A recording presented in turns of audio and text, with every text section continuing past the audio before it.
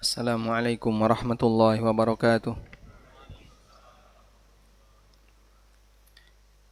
Alhamdulillah wassalatu wassalamu ala Rasulillah wa ala alihi wa sahbihi wa mawalah. Wa ashhadu an la ilaha illallah wahdahu la syarikalah wa ashhadu anna Muhammadan abduhu wa rasuluh sallallahu alaihi wa ala alihi wa sahbihi wa man tabi'al huda ila yaumil qiyamah. Alhamdulillah, puji syukur kita haturkan kehadirat Allah. Pagi ini kembali kita lanjutkan kajian dengan membaca buku Khudh Aqidatak Minal Kitabi Was Sunnati Sahihah. Dan insyaallah kita mau membahas tentang masalah syafaat. Halaman berapa? 22. Yang ini halaman berapa? Sama. Nah, kita baca pertanyaan yang kelima. Tafadhal. Bismillah, salatu wassalamu ala rasulillah wa ba'du. As-su'al al-khamis, mimman natlubu syafa'atar rasuli sallallahu alaihi wasallam? Al-jawab, natlubu syafa'atar rasuli minallah. Qala ta'ala, qul lillahi syafa'atu jami'a. Surah Az-Zumar. Wa'allama sallallahu alaihi wasallam as-sahabiyya ayyakul Allahumma syafi'hu fi hasanun sahihun rawahu at-Tirmidzi. Wa qala sallallahu alaihi wasallam, inni tabatu da'wati syafa'atan yaumal qiyamati Da'wati. Inni ikhtaba'tu da'wati syafa'atan yaumal qiyamati man mata min ummati la yusyriku billahi.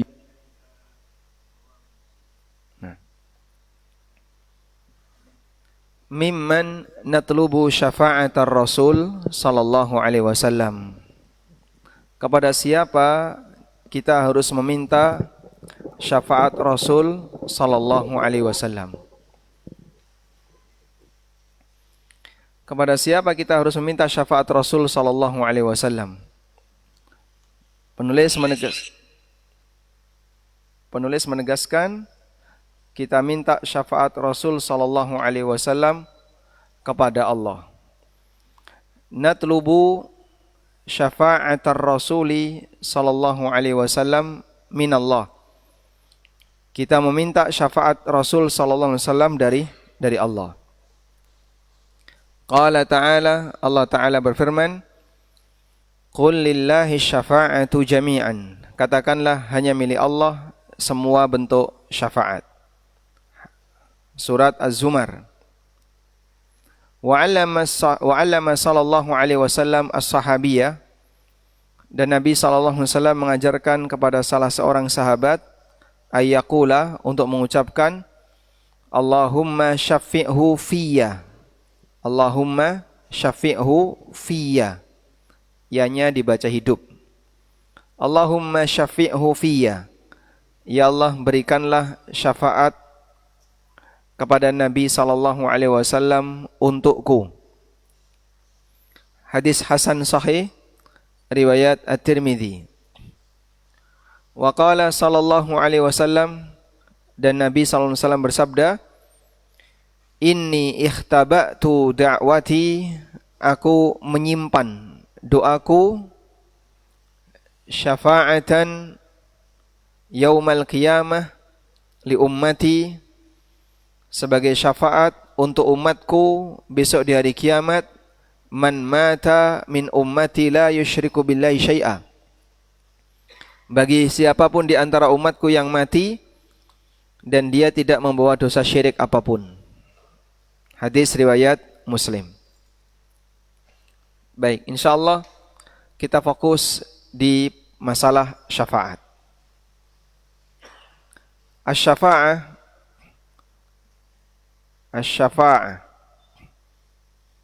secara makna bahasa berasal dari kata asy-syaf'u. Asy-syaf'u. Apa arti dari kata asy-syaf'u? Indimamu syai'ain. Indimam syai'ain. Ketika ada dua benda yang bergabung, ini namanya asy-syaf'u. Bergabungnya dua benda menjadi satu, ini namanya asy-syaf'u. Karena itu angka genap dalam bahasa Arab disebut dengan asy-syafa'. Angka genap dalam bahasa Arab disebut asy-syafa'. Allah Subhanahu wa taala berfirman, "Wal fajr wa layalin 'ashr wasyaf'i wal watr." Di antara sumpah Allah Subhanahu wa taala, qala ta'ala, Allah berfirman, wasyaf'i wal watr, demi yang genap dan yang ganjil. Sehingga di situ dikontraskan antara asy-syafa' dengan al-watr untuk memberikan makna asy-syafa' artinya genap, al-watr ganjil. Dan yang ada dalam alam ini antara genap dan ganjil. Sehingga makhluk ini hanya ada dua kemungkinan. Kalau enggak makhluk genap, makhluk ganjil. Sebutkan yang ganjil. Langit ada 7, bumi ada berapa? Ada 7 lapis. Bulan ada berapa? Ada 1, matahari 1. Sebutkan yang genap. Yang semua yang berpasangan itu genap.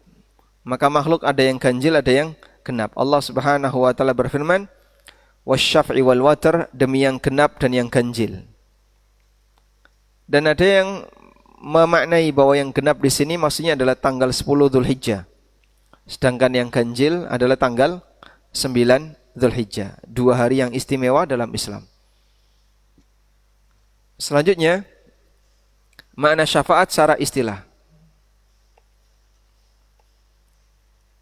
Syafaat secara istilah.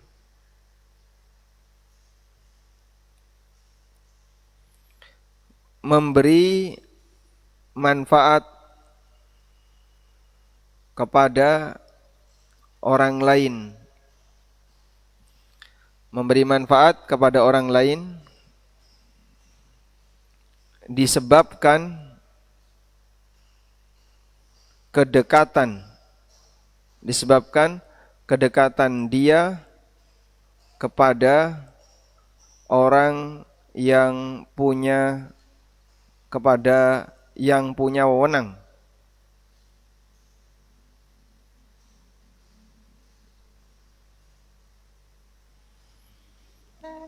Syafaat secara istilah adalah memberi manfaat kepada orang lain disebabkan kedekatan dia kepada yang punya wewenang. Sehingga misalnya A pejabat,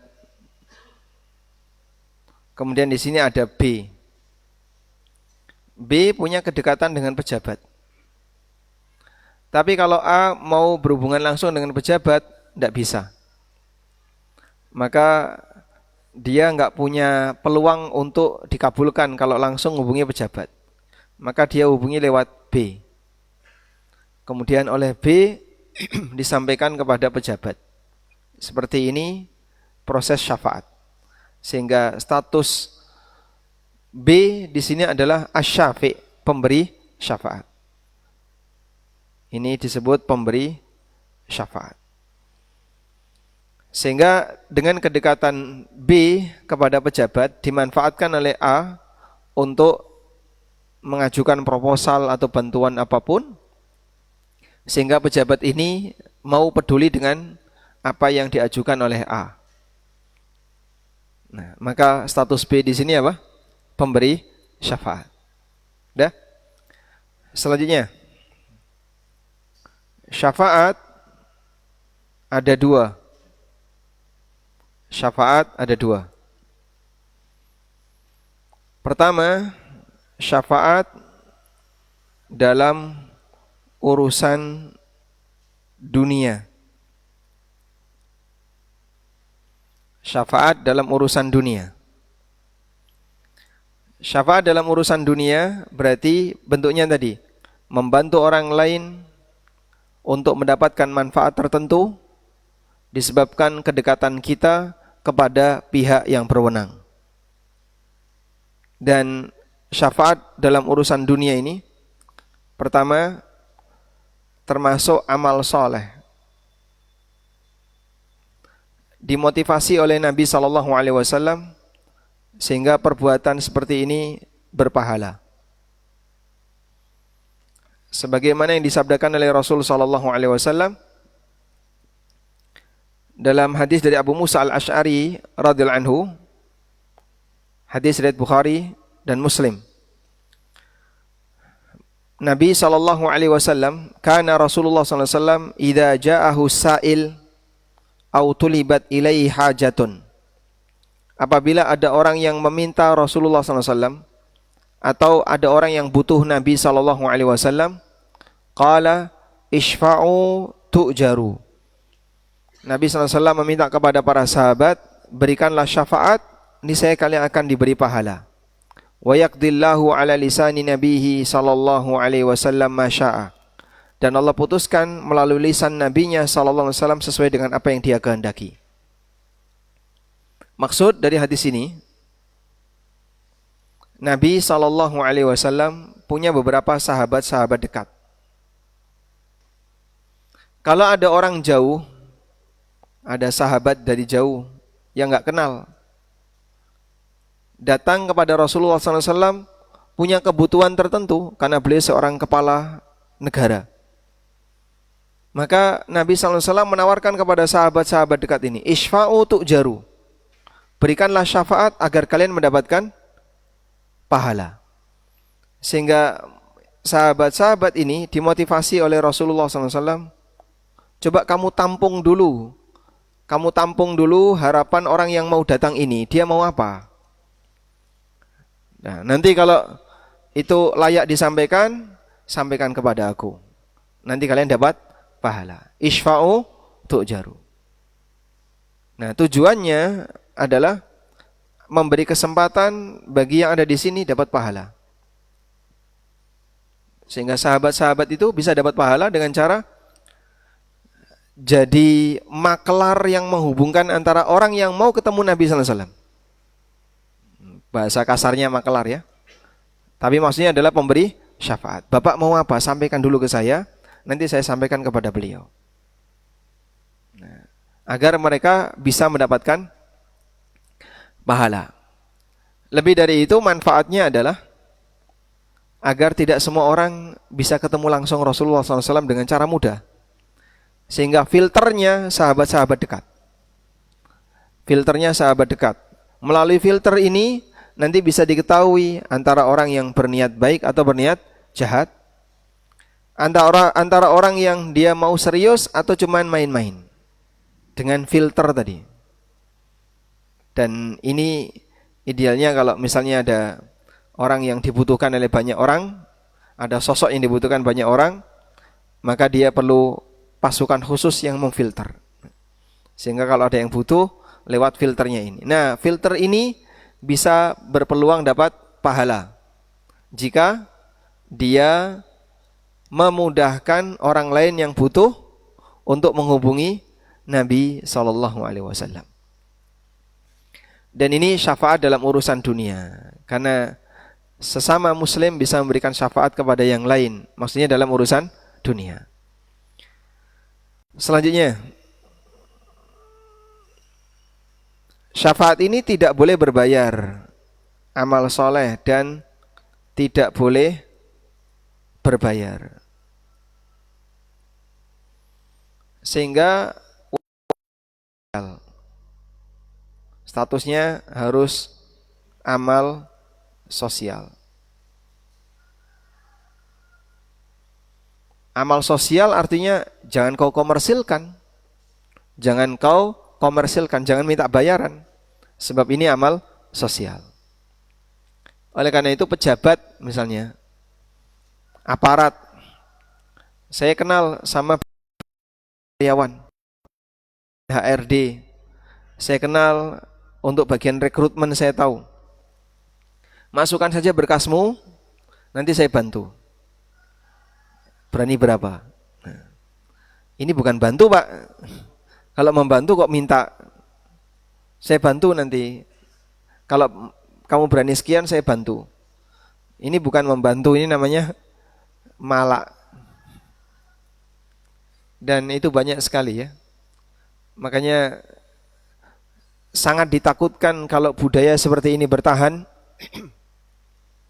Masuk ke instansi ini ngerepoti orang tua. Karena orang tua harus menyediakan ratusan juta agar anaknya berhasil masuk. Sebab apa Pak? Titipan-titipan tadi. Dititipkan ke ini, dititipkan ke ini, dititipkan ke ini. Terus setelah dititipkan, mereka berhasil. Ketika mereka berhasil, kira-kira targetnya apa? Targetnya apa? Hah? Apa Pak? Korupsi. Dia akan berusaha gimana biar balik modal. Dengan cara apapun. Akhirnya kalau dia sulit untuk mencari peluang karena tempatnya bersih misalnya, maka dia akan cari kotoran di luar.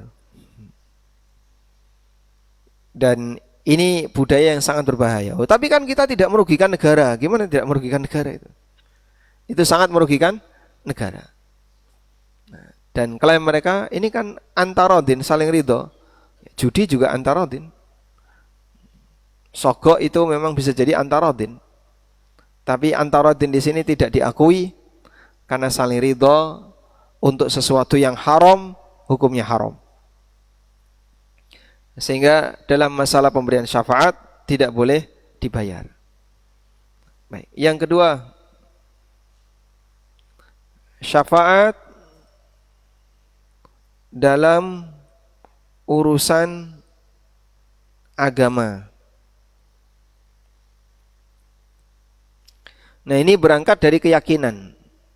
Berangkat, saya tulis berangkat dari ideologi atau keyakinan. Dari keyakinan. Sehingga seseorang punya keyakinan tertentu, lalu dia mempercayai adanya syafaat itu. Kalau dia tidak punya keyakinan, maka dia tidak akan percaya ada syafaat itu. Bisa dipahami ya? Baik. Ini saya tulis syafaat dalam urusan agama. Di sana ada yang benar, ada yang dibenarkan, dan ada yang salah. Ada yang salah. Syafaat yang benar adalah syafaat yang diterima oleh Allah di hari kiamat. Syafaat yang diterima di hari kiamat.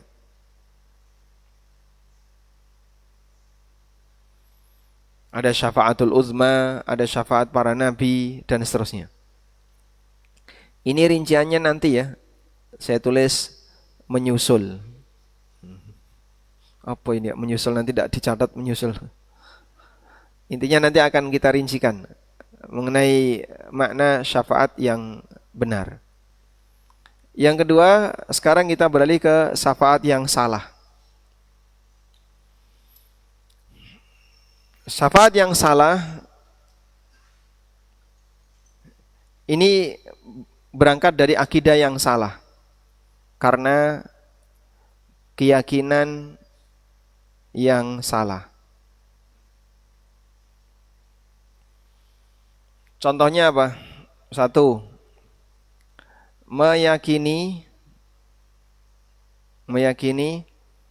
arwah orang soleh bisa mengantarkan doa.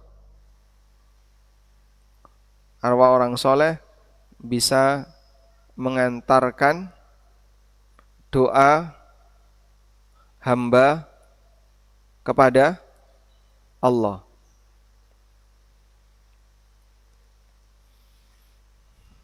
Jadi misalnya orang datang ke kuburan, Lalu dia berdoa dengan keyakinan arwah ini akan mengantarkan doaku kepada Allah. Ini syirik akbar. Kok bisa Pak itu syirik akbar? Jelas itu syirik akbar, dan ini praktek musyrikin jahiliyah di masa Nabi SAW. Apa dalilnya? Dalilnya firman Allah Subhanahu wa taala. Di surat Az-Zumar, Allah Subhanahu wa taala menyebutkan bagaimana keyakinan orang-orang musyrikin ketika mereka menjelaskan tentang alasan mengapa mereka menyembah selain Allah. Walladzina ittakhadhu min dunihi awliya ma na'buduhum illa liyuqarribuna ilallahi zulfa. Orang-orang yang menjadikan selain Allah sebagai Tuhan yang mereka sembah.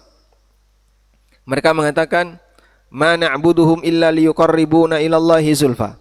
Kami tidaklah menyembah mereka, menyembah berhala itu, kecuali agar berhala itu mendekatkan kami kepada Allah.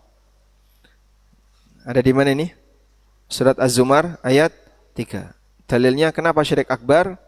Anda bisa baca di surat Az-Zumar ayat berapa? 3. Juga firman Allah Subhanahu wa taala di surat Yunus. Allah Subhanahu wa taala berfirman di surat Yunus. Kita menuju surat Yunus. Pernyataan mereka berkaitan dengan kegiatan yang mereka lakukan meminta kepada selain Allah. Wa ya'buduna min dunillahi ma la yadurruhum wa la yanfa'uhum.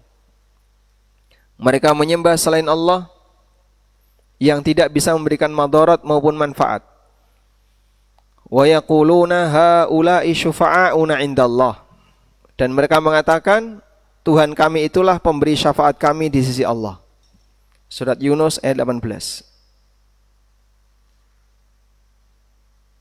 Nah, di dua surat ini menunjukkan bahwasanya meyakini arwah orang soleh bisa mengantarkan doa hamba kepada Allah, ini syirik akbar. Dan kemarin sudah kita sampaikan bahwa ketika hamba mau berdoa kepada Allah, tidak perlu ada perantara, langsung minta. Sebab Allah Maha mendengar, Allah Maha melihat, Allah Maha mengetahui, sehingga hamba tidak perlu perantara. Yang kedua, pemberi syafaat atau syafaat yang diyakini salah dalam urusan agama adalah syafaat dari tokoh yang menjamin keselamatan pengikutnya. Keselamatan pengikutnya. Sehingga dia bilang kepada semua anggotanya, nanti kalau kamu sudah sampai di depan pintu surga, bilang, ya, saya adalah muridnya Kanjeng Sinten. Tak tunggu di pintu surga. Saya berada di balik pintu. Masya Allah. Pasang lapak di situ. Jadi begitu sudah sampai tinggal ngomong saja, saya muridnya Kanjeng Sinten, nanti saya jedul untuk menggandeng kamu masuk surga. Tak tunggu kamu di pintu Sirat. Sehingga nanti kalau kamu sudah berada di titik awal mau menyeberang Sirat, lapor. Nanti kau akan dipertemukan dengan aku, nanti kita bareng-bareng naik andong melewati Sirat. Kita punya kendaraan yang sama. Engkau kabeh numpak gendero. Naik bendera, lalu bendera itu terbang, akan mengantarkan di atas Sirat. Wah, jadi terbang gini, nyebrang Sirat pakai bendera. Dan aneka banyolan yang lain yang biasa disampaikan oleh tokoh-tokoh menyimpang, di mana mereka berjanji, mereka menguatkan para pengikutnya akan diberi syafaat oleh para pemimpinnya. Ya. Termasuk yang banyak keluar kemarin ya, Islam Jamaah. Sehingga baiat mereka kepada imam yang ada di Kediri itu, niatnya adalah kalau kita berbaiat nanti akan diselamatkan oleh sang imam. Dan ini kedustaan dan kebohongan. Maka dari tokoh agama yang menjamin keselamatan pengikutnya, ini tidak mungkin terjadi. Baik, sekarang kita carikan dalil.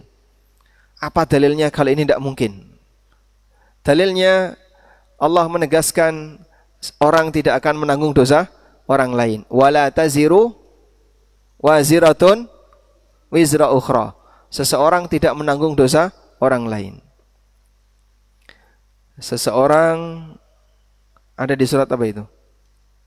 Tidak nanggung dosa orang lain. Wala taziru waziratun wizra ukhra. Insyaallah Bapak Ibu sudah hafal ayat itu. Dalil yang lain, bahwa amal yang dimiliki oleh manusia sesuai dengan usahanya. Amal itu hasil usahanya, bukan usaha orang lain. Hasil usahanya bukan usaha orang lain.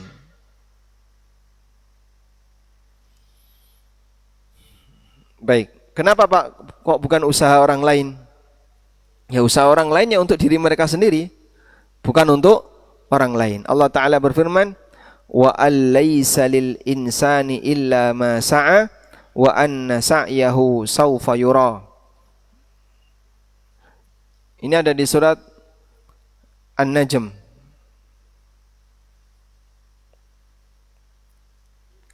Wa allaysa lil insani illa ma sa'a wa anna sa'yahu sawfa yura. Jadi surat An-Najm ada beberapa prinsip yang seragam antara Al-Quran dengan isi suhuf Musa dan Ibrahim.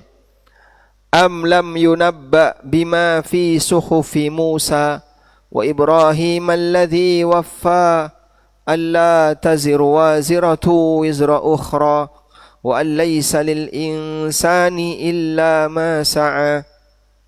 Tidakkah kamu sudah diberi berita? Tidakkah dia sudah diberi kabar? Bima fi suhufi Musa, apa yang tertuang dalam suhuf Musa. Wa Ibrahim alladhi waffa, dan suhufnya Ibrahim yang telah beliau penuhi. Alla taziru waziratun wizra ukhra. Isinya ini, alla taziru waziratun wizra ukhra. Seseorang tidak menanggung dosa orang lain. Wa allaysa lil insani illa ma sa'a. Dan seseorang tidak akan mendapatkan sesuatu kecuali dari hasil apa. Surat An-Najm ayat 3839.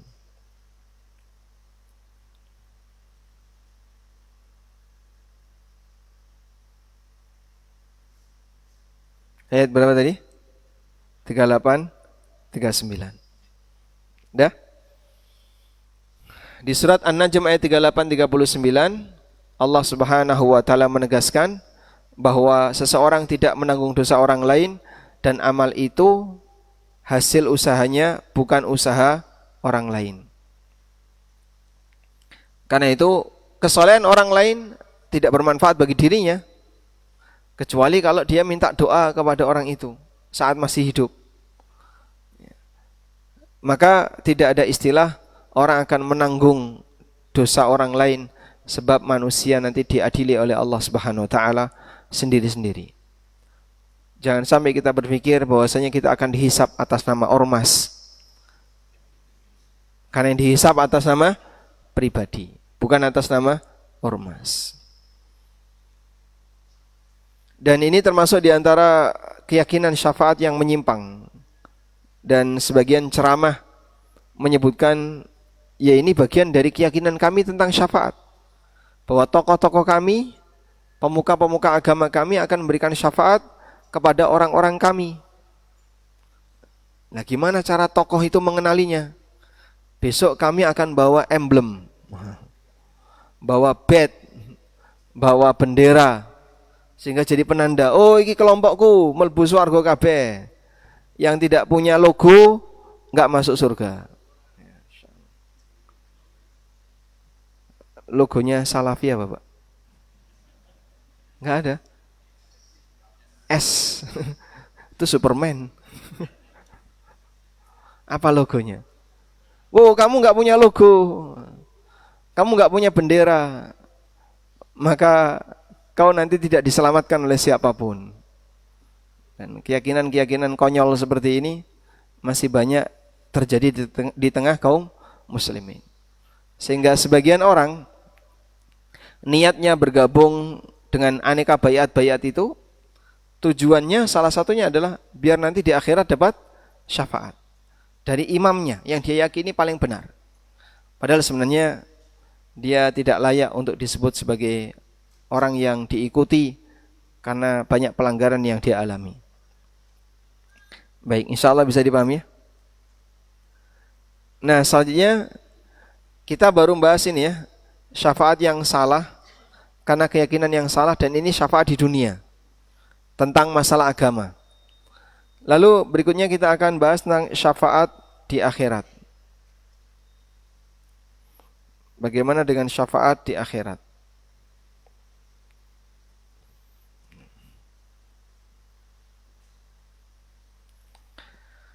Syafaat di akhirat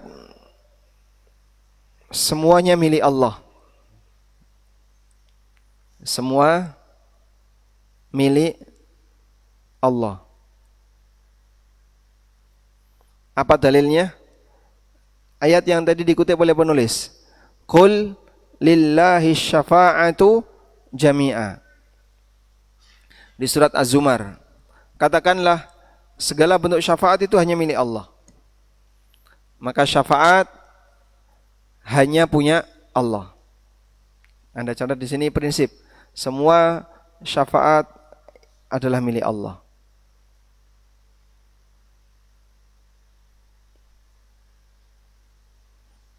Baik. Selanjutnya,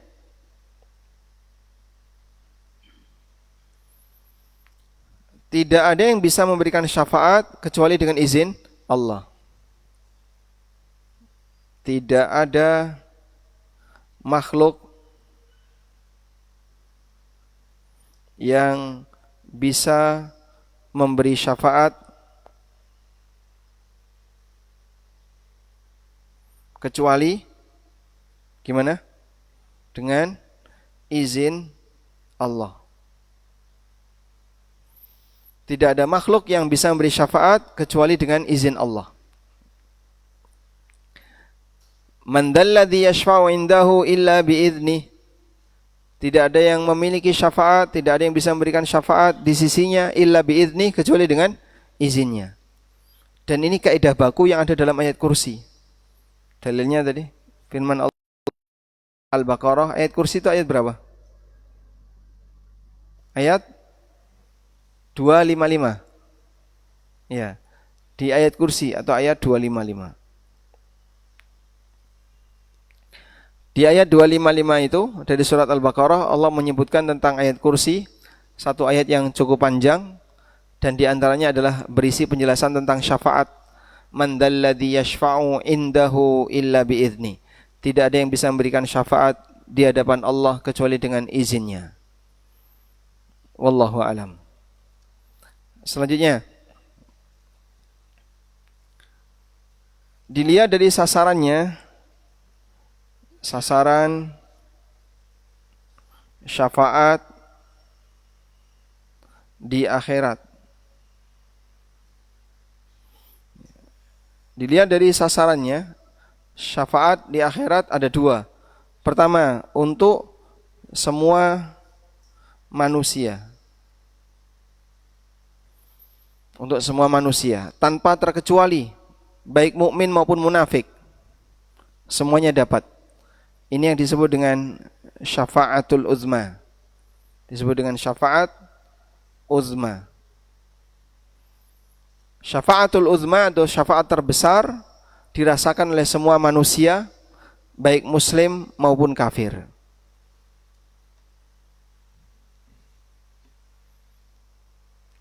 Di mana syafaatul uzma ini diberikan? Di mana? Di mahsyar.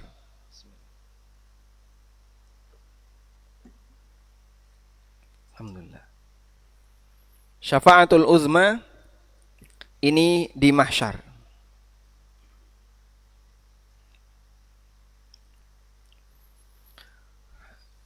Pada saat semua manusia dijemur oleh Allah di bawah terik matahari yang sangat dekat, hanya sejarak anggaplah 1,5 kilo, 1 mil, sehingga matahari membakar manusia sesuai dengan tingkatan amalnya. Ada yang keringatnya sampai di leher, ada yang keringatnya sampai di mulut, ada yang keringatnya sampai di hidung, ada yang keringatnya sampai di pinggang, ada yang sampai di lutut, ada yang keringatnya hanya sampai di kaki. Kok bisa Pak keringetan semua kayak gitu? Nah, gimana dekatnya matahari dengan orang tersebut? Sehingga mereka mengalami kehausan yang sangat parah. Lalu mereka bertanya antara satu dengan yang lain, kenapa kita enggak minta kepada para nabi untuk mendoakan? Akhirnya mereka datang dari mulai nabi siapa? Nabi Adam, lalu 5 nabi ulul azmi setelah Adam, Nuh, Ibrahim, Musa, Isa, Muhammad. Semua nabi ini tidak ada yang bersedia, karena mereka melihat Allah paling murka di hari ini. Belum pernah murka semurka ini, dan setelah ini tidak akan murka sebagaimana murkanya saat ini. Sehingga para nabi satu demi satu tidak boleh atau tidak berani untuk berdoa. Yang berani berdoa siapa? Nabi Muhammad SAW. Dan beliau mengatakan, ana huwa, aku yang berhak. Lalu beliau berdoa kepada Allah Subhanahu wa taala agar diberi hujan, atau agar Nabi SAW meminta agar disegerakan hisab untuk semuanya, sehingga ketika itu berakhirlah penantian manusia di mana? Mahsyar. Ini namanya apa ini? Namanya apa? Maqam Mahmud. Syafa'atul uzma ini disebut sebagai Maqam Mahmud. Wa ba'athu maqamam mahmudanil lati wa ba'athu maqamam mahmudanil ladzi wa'atta. Dan tunjuklah beliau untuk bisa menduduki maqamun mahmud yang telah engkau janjikan. Sehingga dalam doa pasca azan di situ ada maqam mahmud, ada maqam mahmud. Maqam mahmud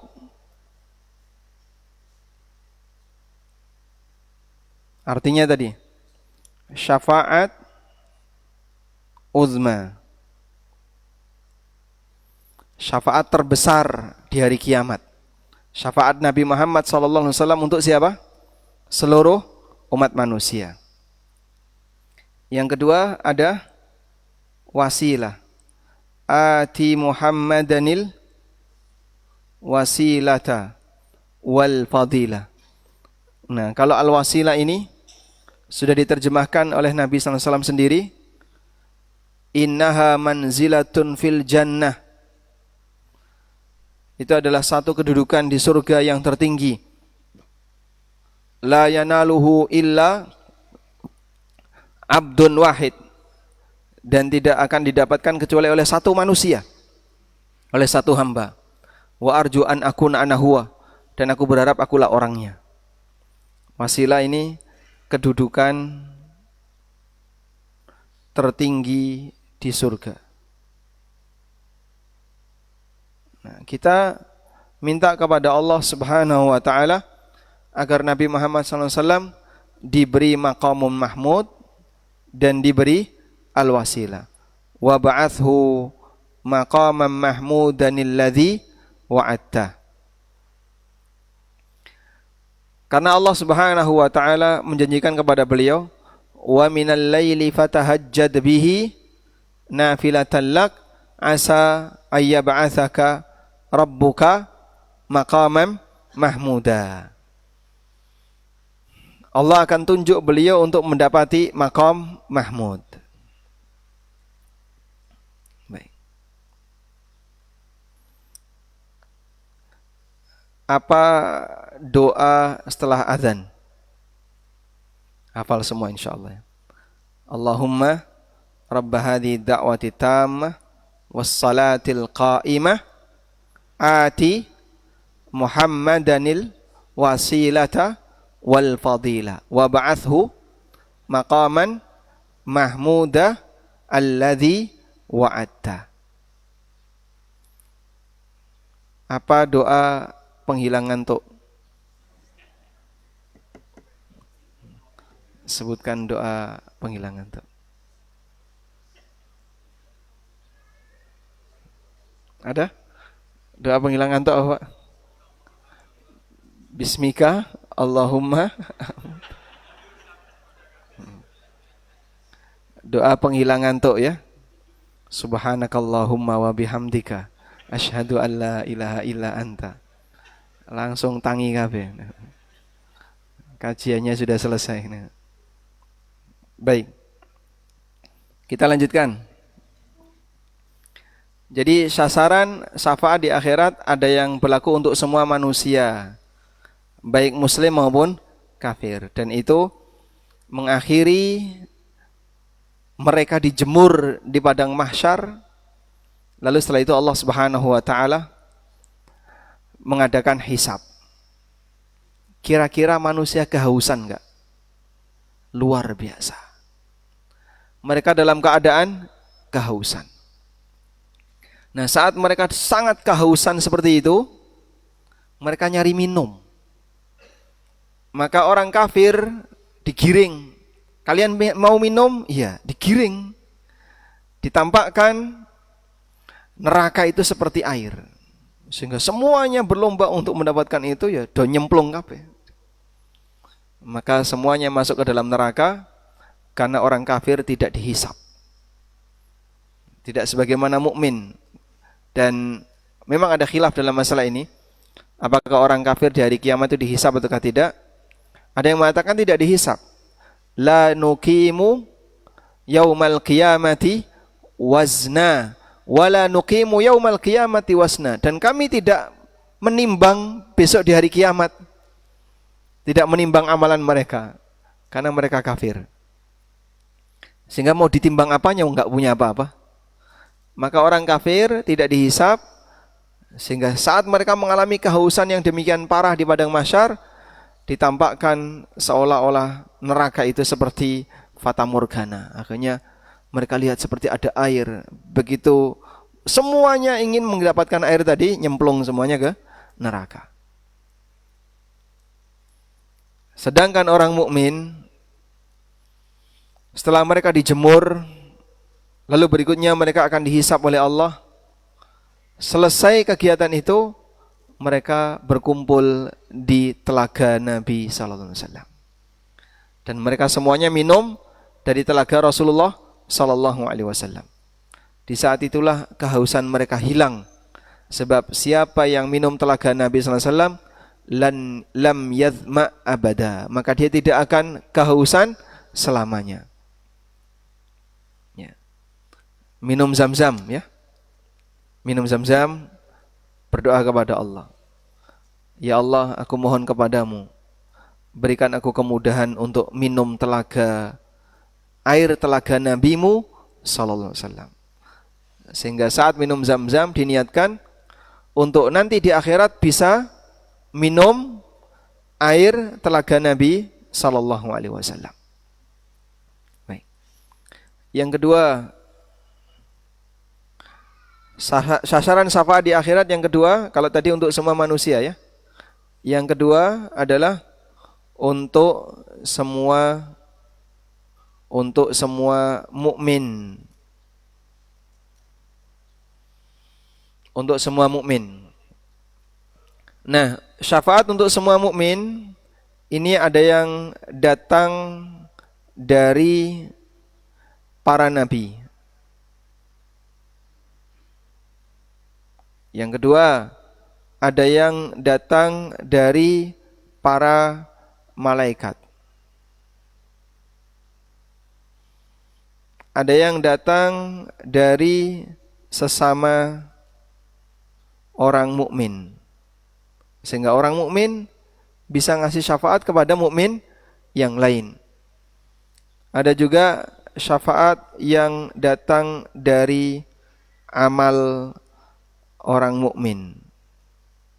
Al-Quran bisa ngasih syafaat sebagaimana sabda Nabi sallallahu alaihi wasallam, "Iqra'ul Qur'ana fa innahu ya'ti yaumal qiyamati syafi'an li ashabihi."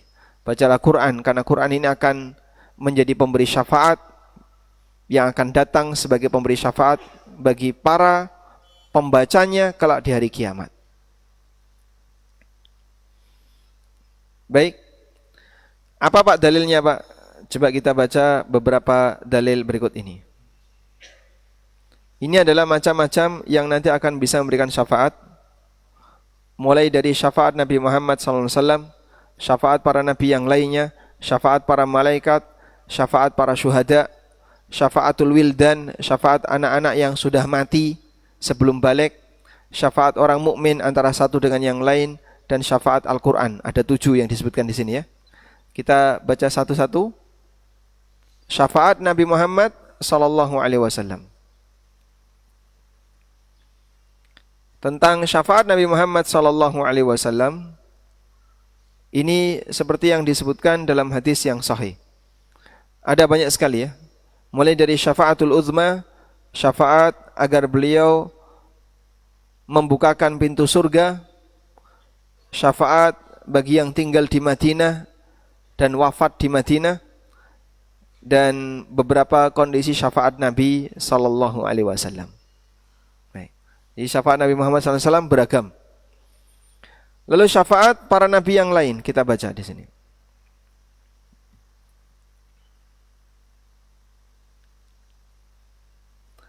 Disebutkan dalam hadis dari Abu Sa'id Al-Khudri radhiyallahu anhu, Nabi sallallahu alaihi wasallam bersabda, Allah Ta'ala berfirman, "Syafa'atil malaikatu wa syafa'an nabiyun." Para syafaat telah memberikan para malaikat telah memberikan syafaat. Para nabi telah memberikan syafaat. Wa syafa'al mu'minun. Orang beriman telah memberikan syafaat. Wa lam yabqa illa arhamur rahimin. Dan tinggal satu, yaitu Allah Ta'ala, zat yang maha kasih sayang. Fayaqbidu qabdatan minan nar. Lalu Allah Ta'ala nyakup. Tahu nyakup Pak? Fayaqbidu qabdatan minan nar. Lalu Allah menyakup. Bahasa Indonesianya nyakup itu apa? Raup. Meraup. Meraup, menyakup sekali cakupan, fayukhriju minha qauman. Lalu Allah keluarkan darinya banyak sekali orang yang lam ya'malu khairan qattu qad adu humama, yang mereka sama sekali belum pernah beramal soleh dan mereka sudah gosong. Dan nanti sini sahih diriwayatkan oleh Bukhari dan Muslim dari sahabat Abu Sa'id Al-Khudri. Maka dalam satu hadis ini kita bisa melihat semuanya memberikan syafaat, mulai dari para nabi, para malaikat, lalu sesama orang yang beriman. Dah? Selanjutnya, ini tadi disebutkan di mana? Hadis, Anda tulis hadis dari Abu Sa'id Al-Khudri yang diriwayatkan oleh riwayat Bukhari dan Muslim.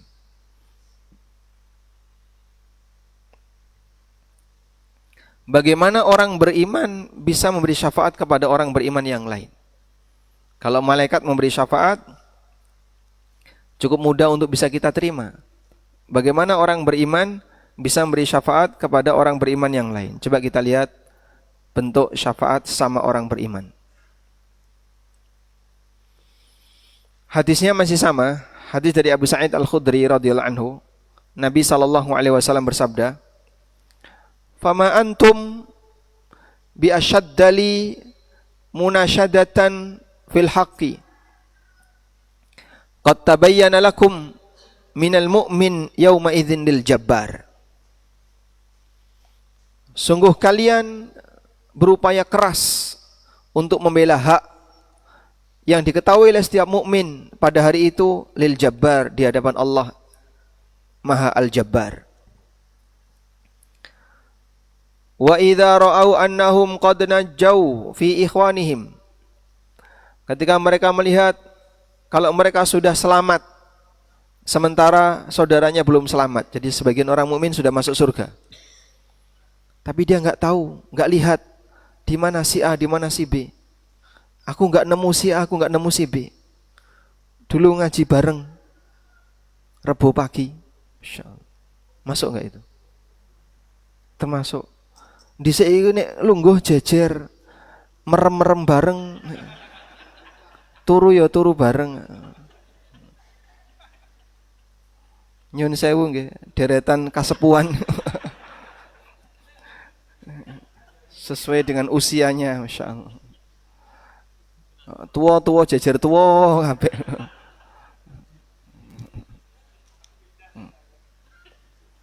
Wa idza ra'au annahum qad najau fi ikhwanihim. Ketika mereka melihat diri mereka sudah selamat, yaqulun, maka mereka bertanya, Rabbana ikhwanuna, wahai Rabb kami, di mana teman-teman kami?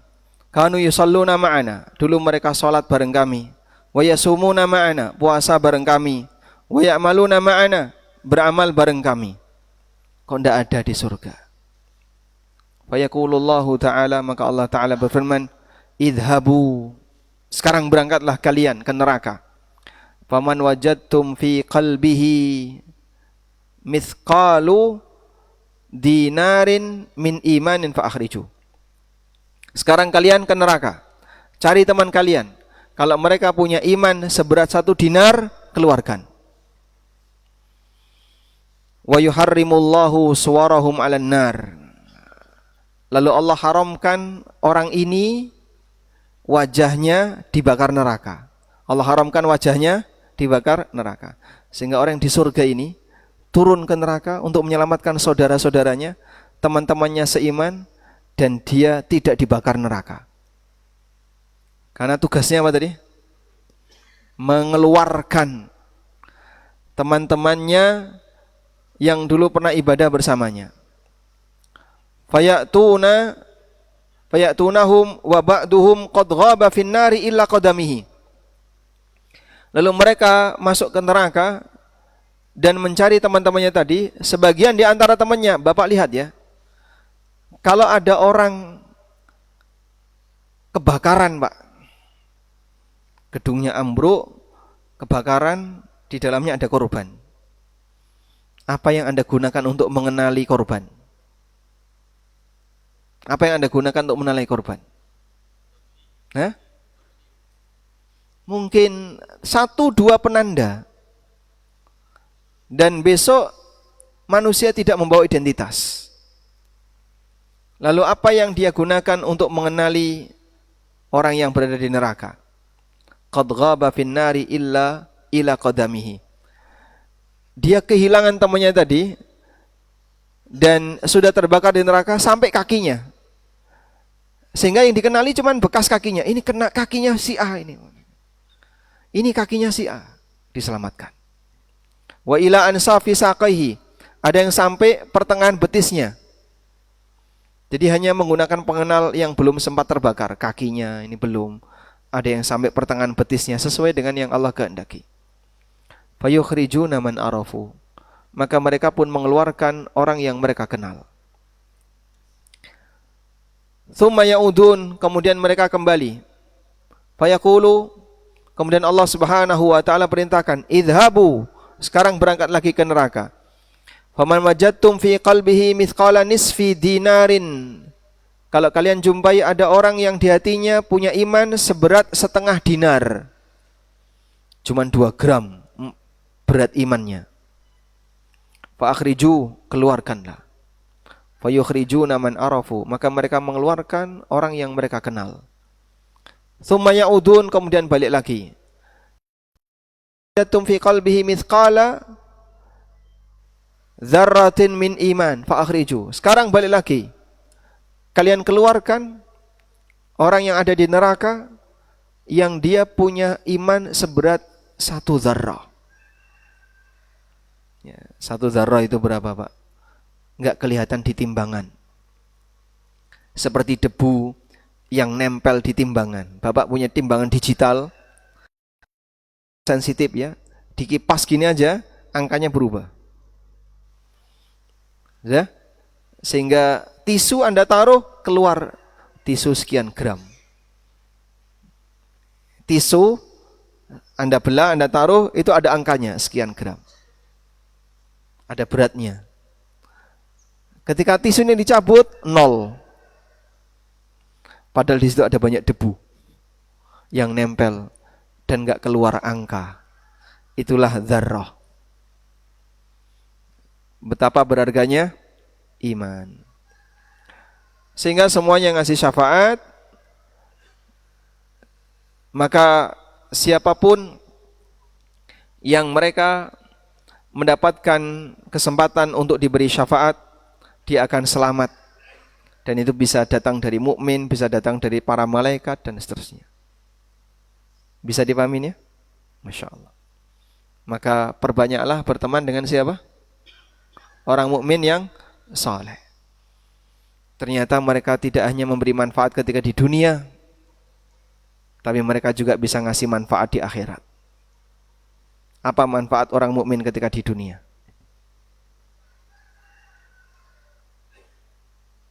Apa manfaat temannya di dunia, Bapak? Ini bermanfaat enggak bagi Bapak? Enggak bermanfaat. Apa manfaat dia, Pak? Ngobrol bareng, Masya Allah.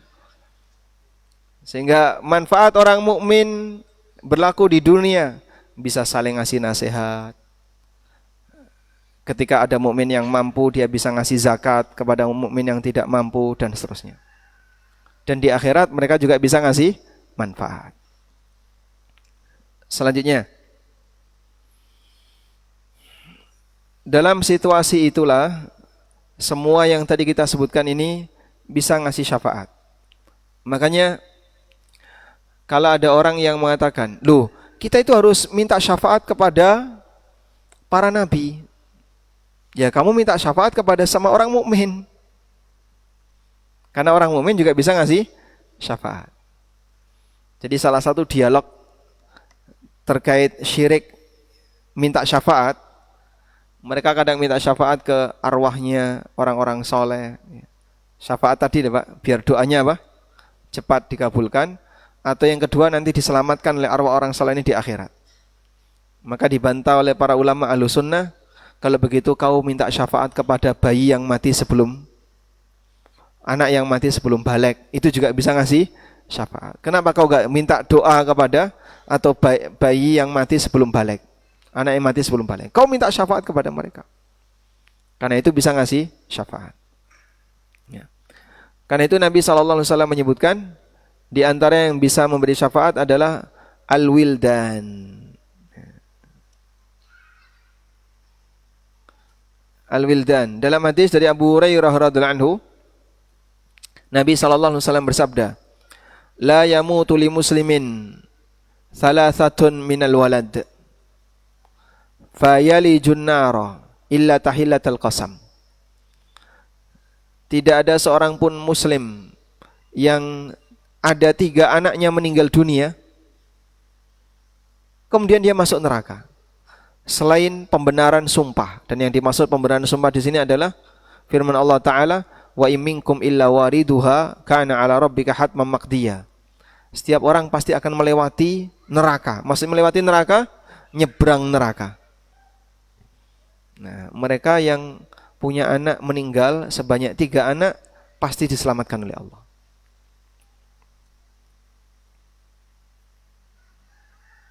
Bagaimana kalau yang meninggal 2 anak, itu juga diselamatkan oleh Allah. Di sini ada seorang wanita yang mengatakan, faqalat imra'atun minhun, ada seorang wanita mengatakan, awithnani ya Rasulullah, bagaimana kalau 2 anak ya Rasulullah? Qala, kata Nabi SAW, awithnain, termasuk 2 anak. Sehingga di sini ujian yang diberikan oleh Allah Ta'ala kepada orang tuanya dengan meninggalnya anaknya sebelum balik, maka mereka nanti akan diselamatkan oleh Allah di yaumil qiyamah. Nah, anak yang mati sebelum balik itu disebut dengan da'amisul jannah. Da'amisul jannah. Sigharuhum da'amisul jannah. Anak-anak yang mati sebelum balik itu akan menjadi pelayan-pelayan surga. Yatalaqqa ahaduhum abahu. Mereka menjemput kedua orang tuanya. Fayakhudhu bi thawbihi. Lalu dia tarik orang tuanya dengan pakaiannya. Au qala biyadihi, atau dengan tangannya. Kama akhudhu ana bisanifati thawbika hadha. Sebagaimana yang saya lakukan ini. Nabi SAW mengambil menarik salah satu pakaian sahabat. Fala yatanaha fala yantahi hatta yudkhilahu Allahu wa abahul jannah. Dia akan terus menarik dan tidak berhenti menarik sampai Allah Subhanahu wa taala masukkan dia dan kedua orang tuanya ke dalam surga.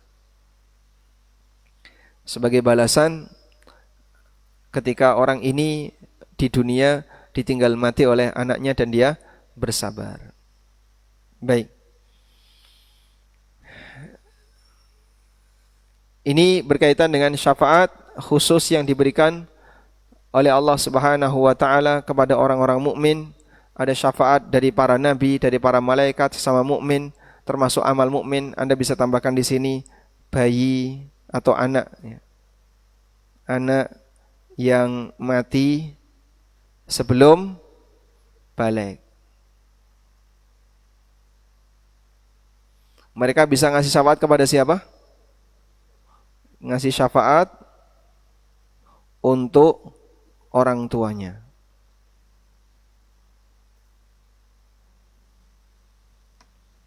Wallahu a'lam.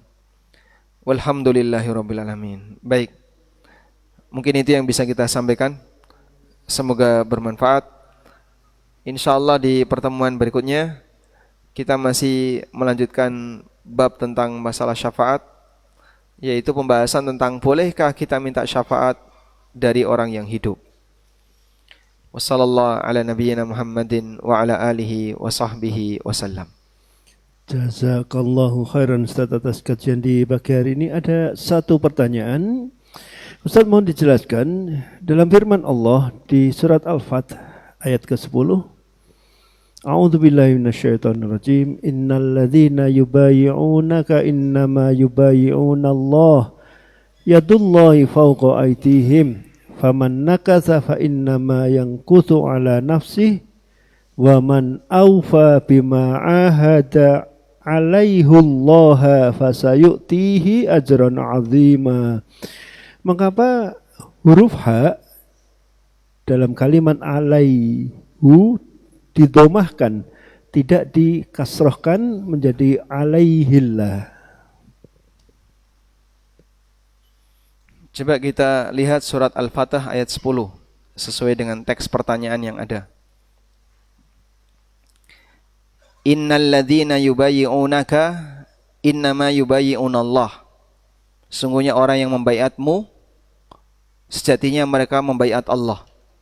Baiat apa yang dimaksud di sini? Surat Al-Fatah itu turun berkaitan dengan peristiwa baiatur ridwan. Sehingga baiat yang dimaksud di sini adalah baiat ar-ridwan. Ada apa di baiat ridwan itu? Baiat untuk mati. Dalam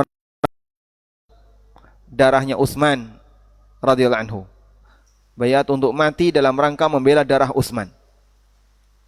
Yadullahi fawqa aydihim. Tangan Allah di atas tangan mereka semua. Faman nakatha fa innama yanquthu ala nafsi. Siapa yang membatalkan baiat itu, hakikatnya dia membatalkan dampak buruknya kembali kepada dirinya. Wa man aufa bima ahada alaihullah, dan siapa yang memenuhi perjanjian dia kepada Allah. Nah, di sini kok kalimatnya alaihullah.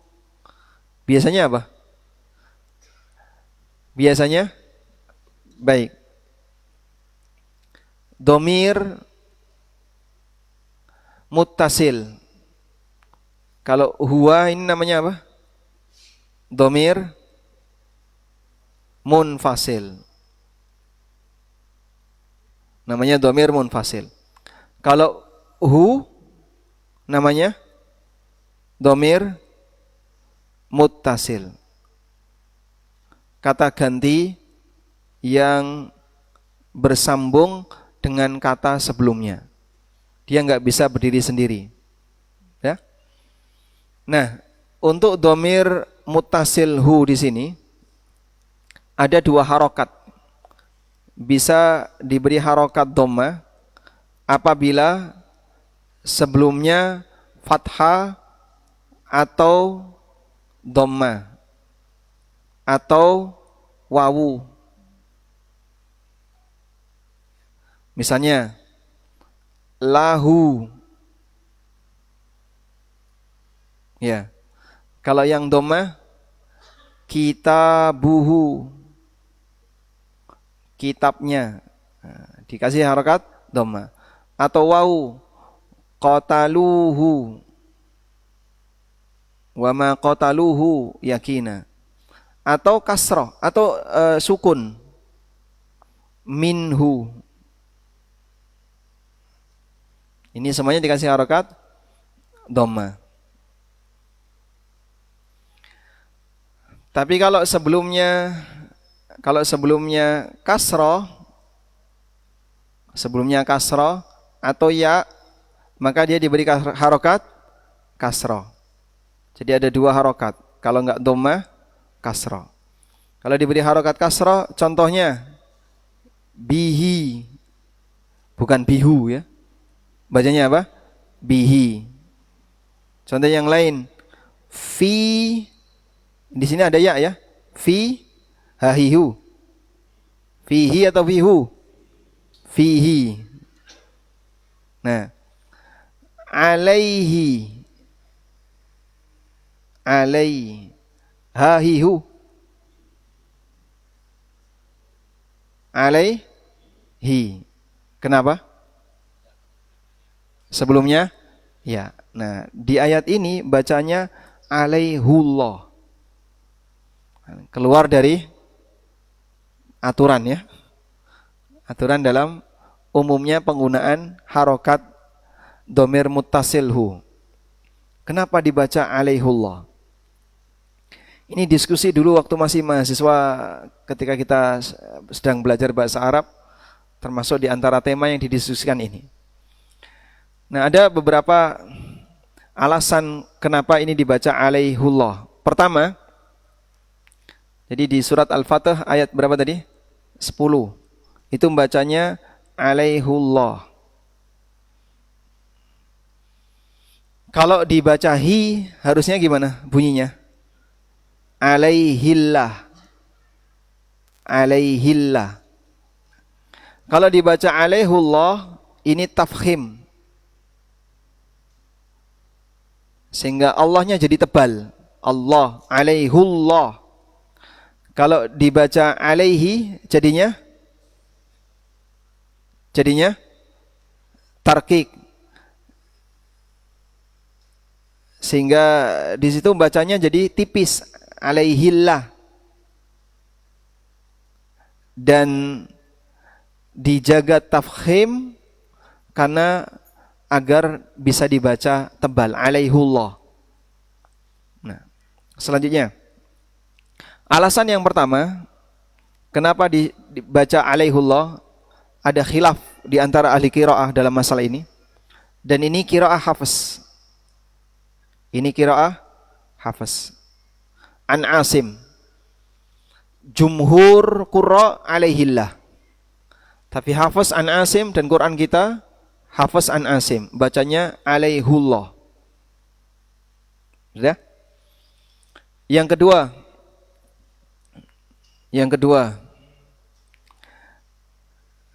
teks ini yaitu kata alaihi, setelah itu disambung dengan Allah, hanya 1 dalam Al-Quran. Hanya 1 dalam Al-Quran. Kalau Bapak cari, tidak nemu selain ada di surat Al-Fatih ayat 10 tadi. Wa man aufa bima ahada alaihullah. Hanya satu itu. Enggak ada di ayat yang lain. Kata alai ditambah Allah, yang gandeng dengan Allah cuma satu dalam Al-Quran. Baik. Sehingga untuk menjaga tafkhim dalam penyebutan nama Allah, maka diberi harokat dhammah. Untuk menjaga tafkhim ketika menyebut nama Allah, maka diberi harokat dhammah. Karena cuma satu. Dalam rangka untuk memberikan penguatan ketika seseorang membaca nama Allah. Yang ketiga, bahwa ayat ini berbicara tentang baiat ridwan. Konteks tentang baiat ridwan. Yang baiat ridwan ini adalah baiat untuk mati. Baiat siap mati. Dan itu baiat bukan baiat yang remeh. Bukan baiat yang ringan, tapi ini baiat yang besar. Maka nuansa cara baca tafkhim lebih kuat, mufakham, sehingga untuk lebih menunjukkan penguatan bentuk baiat tadi, bacanya di tafkhim. Wa man aufa bima ahada alaihullah. Itu akan lebih kuat dari sisi ketika dibaca. Daripada wa man aufa bima ahada alaihillah. Beda suasananya. Dan rasa yang pertama dengan rasa bahasa yang kedua beda, lebih kuat di rasa yang pertama. Kemudian alasan yang keempat, bahwa pembacaan alaihu atau alaihim ini lughatul Hijaz, bahasa orang Hijaz.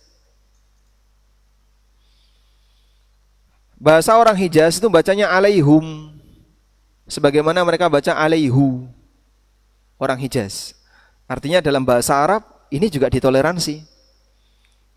Dalam salah satu cara baca orang Hijaz, bacanya alaihum, walaupun umumnya alaihim.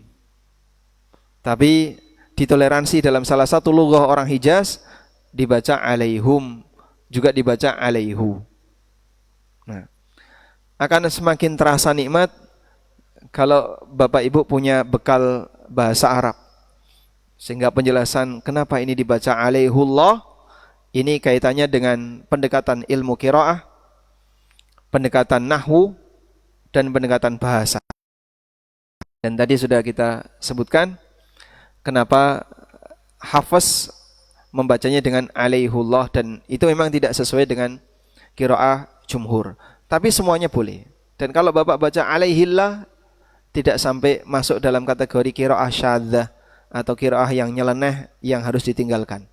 Artinya tetap benar. Wallahu a'lam.